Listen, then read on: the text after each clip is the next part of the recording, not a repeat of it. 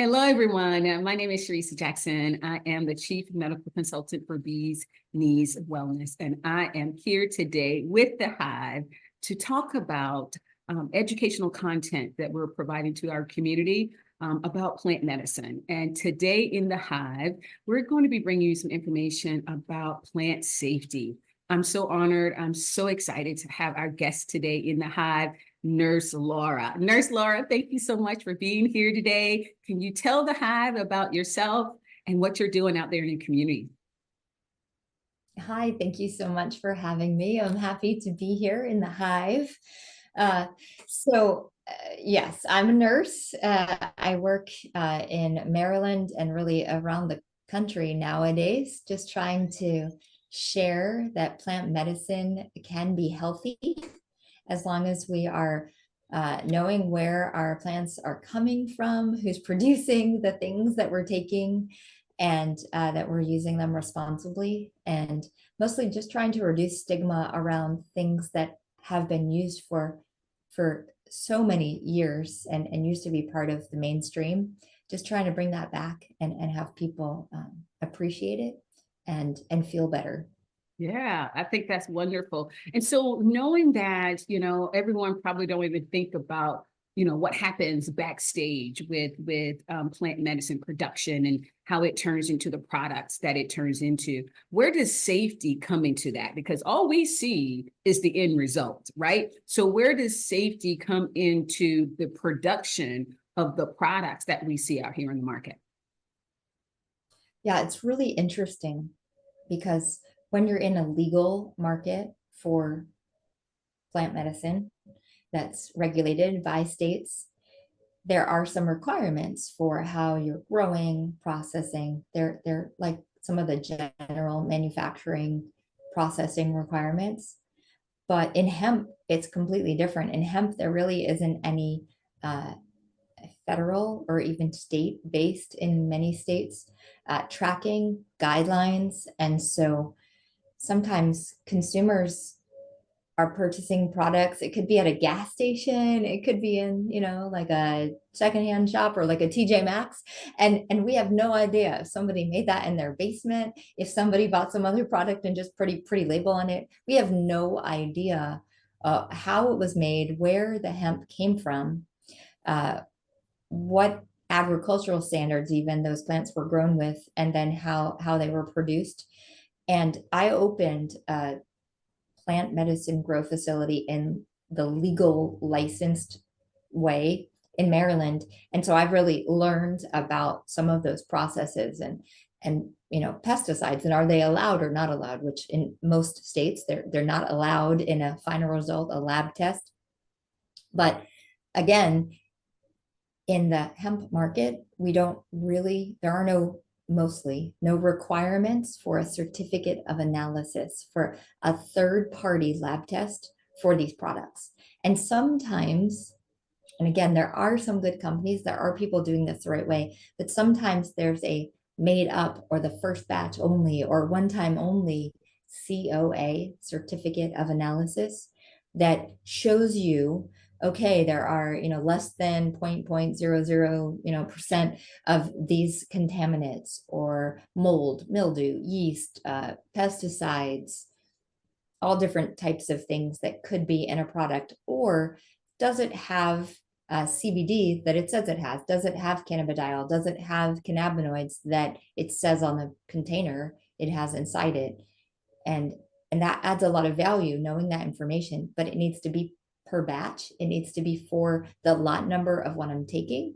And many times it's not. Many times it's one posted on a website and it doesn't correlate to anything. And there's a phone number on it. And if you call the phone number, you don't even get a person sometimes, or it's a fax machine, like it's not actual. So I encourage companies, like often for about 10 years now, I've been encouraging some of the hemp producers and the processors making it into the gummies and the tinctures and the things that people are taking to uphold themselves of a standard, even if the legislative or the regulatory requirements aren't upholding that standard.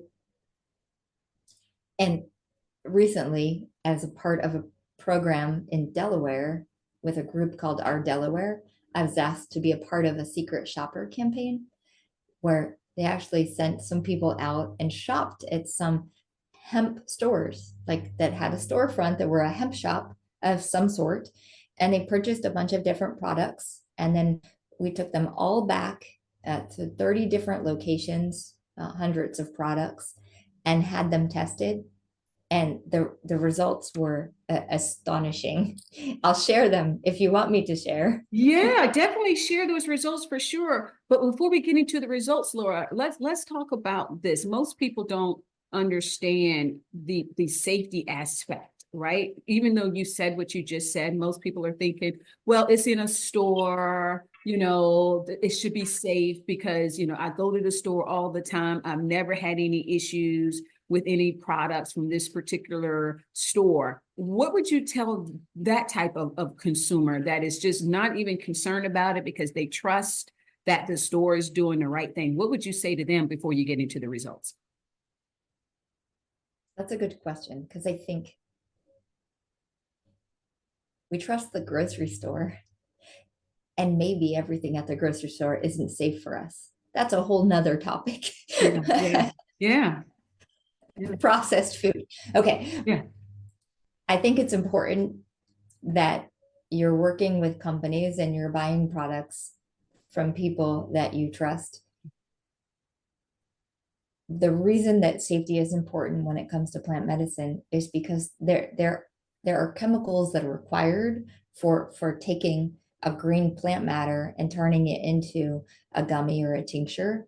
There are things that can grow on plants that, if we don't pay attention and do work to remove them, could in an unhealthy person. So maybe for the 25-year-old young healthy adult today, taking a product that maybe has some contaminants in it, even like say lead or mold, might not be an issue today for like a 30-day supply. The problem with something like that, which we've seen over time with like metal and contamination, right, is over years of buildup. If you do that for a long time, later in life, you could have a problem and you wouldn't even necessarily know where it was derived from. Mm-hmm. The other thing is, for sick people, for sometimes when people are opting for plant medicine, they're opting for plant medicine because they aren't well, because they have an autoimmune disorder, because they're recovering from chemotherapy or cancer. They are already compromised. Mm-hmm. And in a person like that, if we give them concentrated amounts of mold, yeast, any of these bacteria, fungi that unhealthy, it could cause a much bigger problem, a greater infection, and have your body having more problems where you're trying to take nutritional supplement as a health supplement. So there are reasons, even if you can't see them in a moment with your first dose or first week dose. Although I'll tell you, on the other hand, some products that have different types of cannabinoids that are not natural, that I won't so much call out, but those other cannabinoids, people do sometimes in the moment with the first dose get significant side effects, headaches, problems, significant side effects that have also led to some longer term issues with migraines and again, types of autoimmune looking disorders from these synthetic cannabinoids that they might not have even realized they were getting in a supplement because it didn't have a third-party lab test to verify. Yeah, and I think that's why the Hive is so important for the community, because we have experts like you saying, you know, beware, you may do it, but listen, you may exacerbate a symptom or a condition in your body if you take these contaminants and if you take these contaminants over a long period of time. So thank you so much for that. And that is the reason why Bees Wees Wellness, we also have our COAs. They get their products tested just to make sure our consumers get the best products and they don't have those side effects of chemicals that they shouldn't be in their products. So let's get into the results. I'm excited to hear about these results. So if you want to share those results, that will be amazing. Yeah, so thank you again. So, right, we went to these multiple locations and found that 83.3% of the samples were not Farm Bill compliant. So in 2018, we had the Farm Bill. The Farm Bill is allowed hemp to be produced and to be sold in these supplement forms. And it still does have some requirements in it. And 83.3% of all the samples didn't even meet that compliance. 23% included known harmful contaminants. 23%. 63% included synthetic converted cannabinoids. So that's some of what I was talking about, is these they're not natural. So if you're looking for plant medicine, usually that means it's a naturally grown product, not something that's been made in a lab. 63.3% had these synthetic cannabinoids that weren't natural in the products. Of the 30 products, 19 of the products, the label on the product, as we looked at the labels, weren't accurate. 100% made legal medical claims on them. Some of them didn't actually list the cannabinoids that were in the product. They inaccurately claimed they had less than 0.3% of one certain plant or another. Many of them had no warning that it could be intoxicating, and many of them were intoxicating. Some of them said like this many milligrams, and when we tested it, it was like triple, 4 times the many milligrams of an intoxicating cannabinoid. So again, someone over 18 that goes into a hemp shop could accidentally purchase a gummy that is very intoxicating, think they could drive, think they would be functional, not realizing they might just be looking for something for anxiety or relaxation or sleep, and then end up super intoxicated or not feeling well and not expecting it. Yeah. So I think, again, it's really important that there are so many good quality, like your company, good quality hemp companies that are doing the right thing. Yeah. I'm very much a fan of hemp-derived cannabinoid products, plant medicine, as long as the companies are doing it the right way and we're providing accurate information to the consumers. Yeah. And not like sneaking other things in or in a sense selling illegal substances in like the gray area of the Farm Bill, which I'm just not a fan of. I am a fan of a legal regulated market. I want people to be safe. Yeah, absolutely. So you as a nurse, seeing the results that you're seeing, I mean, how did that make you feel? I mean, I know you and I, we take care of patients, we took that oath to make sure we do no harm. We're there to provide a good service. We're there to help heal. So getting these results, how did that make you feel? Scared for my patients. I've really the biggest thing that I've done since we had these results, and it wasn't just me, Jehan Marku, a great scientist, researcher, quite a few other people analyzed this data. Okay. And for Delaware in particular, it was about a push to get the adult use plant medicine market live for them. That was a part of the reason, is like, we need this not to delay because there's all these loopholes that are happening that aren't safe for public health. Mm-hmm.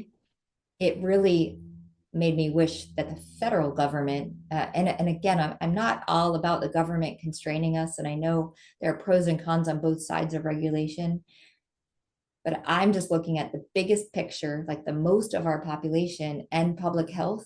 And I just know that we need to have requirements and have companies uphold to the requirements so we keep people safe. Yeah. Because people just don't know. And here I am saying, oh, it's such a good thing and this could be so valuable for you.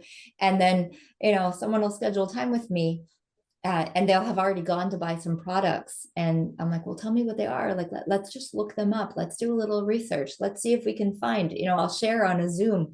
Let's see if we can find the certificate of analysis and explain what that is. And then when we can't find it, or there's no, that the name of the lab that it says tested it on the bottle, the lab doesn't exist, and again, it's really a challenging space because I want everyone to have access. This shouldn't be something that only people that can afford it can get. Yeah. And it needs to be, on multiple street corners and all of the places. And it does cost money, right? To have good quality third-party lab testing costs the company making the products more money. Yeah. So important. It's so important for health, and particularly when it comes to we're selling products that could get people intoxicated Yeah. when they don't know it. Yeah. They don't think it's the case. And if they go from something that's one type of cannabinoid that's sold in a hemp shop, and then they try to take that same amount of milligrams of a product in a legal dispensary, it's very likely to be much more intoxicating. Yeah. And we don't express that anywhere. We don't teach that anywhere. Mhm. And people are ending up calling a nurse like us after the fact, Yeah. after they've had a negative experience because they didn't feel well because they got too intoxicated. And no, are they dying? They're not dying, but they're just not well. And then they have maybe even post-traumatic stress over, I had that negative experience. Now I'm afraid to try this Yeah. option that could be really beneficial for them. Yeah, absolutely. Absolutely. So, from that perspective, what would you tell your customers, your patients who are looking to explore products? Again, our products at Bees Knees Wellness, they're tested several times around, tested to make sure they're safe. But what would you tell a consumer who's never taken the product before? Because we know if they have a bad experience, they may or may not come back to plant medicine. So what would you tell them first? As far as the safety wise, what suggestions would you give them? Don't just go to a store. Like, don't just search for your next closest hemp shop and walk in and trust what the person at the counter is saying. And again, I'm not saying that there aren't good ones. There are some really great stores that are hemp stores that have educated professionals sharing good quality information. But I think it's really important to do your homework, to do a little, Googling, and look for companies, read reviews, and look for something that specifically says maybe GMP, which is good manufacturing processes. Look for something. I think ideally, if the company is the grower, the processor, and also the person selling it to you, but it doesn't have to be. There are some great companies that are sourcing from good growers. I often tell people to look for it to say on a website that the hemp is grown within the United States, so that you know that the agricultural processes are from the United States, and see if there is a certificate of analysis for the lot number of the product that you might be putting in your shopping cart, like specifically attached to a lot number. I think those are some of the important things, and look to see how long the company's been around. I mean, I have, like, on my business website, I list, as I find more and more companies that are doing it the right way, I add them to my website because I want to give credit to the people that are doing the right work. Yeah. And we want to bring everybody up. Yeah, Want absolutely. everybody to be successful in business, get it out there, but also just do it the right way, even when nobody's checking. Absolutely. And that's where integrity comes into play, right? Business should be about integrity and making sure that you're providing those safe products, because that's why the customers are coming back for those safe products. And what you're doing, and this evidence is showing us, is you're providing customers and patients the ability to feel empowered to make their own decision. You're telling them, here are the things you got to do, so that you're making sure it's not the responsibility of the bud tender. It's not the responsibility of us as nurses. It's not the responsibility of the provider or the certifier. You're giving them concrete steps to take to say, you too are in this loop to feel empowered to make sure you get the right product, the safest product. So I commend you for that. I commend you for being one of these secret shoppers and going out here and getting these products tested and bringing that information here to the Hive. I really, really appreciate it. So before we go, I know you're into a lot of things. Can you tell us about any upcoming projects that you're involved in, upcoming events that you're going to be at, where people can find you, Nurse Laura? That's awesome. Thank you. My website is asknurselora.com. You can find me at asknurselora.com. I also am on the board of a nonprofit called the Connor Sheffield Foundation, which is based out of Maryland. And we just got approval for our first official research study. So we're doing an observational research study on cannabis purchased in legal markets and across the country. And all you have to do is scan our QR code. You can go to the Connor Sheffield website and find it, or the Tetragram website. We're using my good friend Otha's Tetragram as our way for capturing the data. And essentially it's for post-traumatic stress disorder symptoms and people that are using plant medicine to support those symptoms. So we can try to group some types of different cannabinoids, terpenes, different things that are routes of administration that are helping people to recover from some of those symptoms. And so we're really excited. We're hoping to get at least 1,000 people. It's a really big deal. So please, I'll share that link with you. I have the barcode here, but I don't think it'll show up on yours. In case. There it is. I see it. And we can actually tag the link to the YouTube channel as well. But I think that's amazing. I mean, it's showing that, again, you're out in the community, you're doing great work, and to know that you're one of the leaders on the research study and you have this safety aspect. I know you're going to have, your eyes glued to make sure all of these products are safe for the participants in the research study. And so with that being said, anything else that you're doing before the end of the year? The holidays are coming up. I know people are going to start slowing down. Anywhere else the viewers and the followers can find you? Yes, online. I'm trying really hard to get a little bit more active on YouTube and putting more information out there. But on all of the social media platforms, I'm at Ask Nurse Laura, and I just finished presenting at the Society of Cannabis Clinicians. And anybody, any doctor, any nurse, anybody that you know that you feel like isn't supportive of plant medicine, feel free to send them my way. I'm happy to talk to them. Absolutely. And want to encourage our peers. Yeah, absolutely. And what we do in this small network is we do refer each other. And for you, you're my go-to Nurse Laura for providing great information. And you really do a great job taking care of the patients. And you're so knowledgeable that, I could not have you on the show today. So I do appreciate you being here, Nurse Laura. With that being said, thank you all for watching The Hive. Thanks for coming back to The Hive, and we'll see you next time. Thank you so much. Thank you.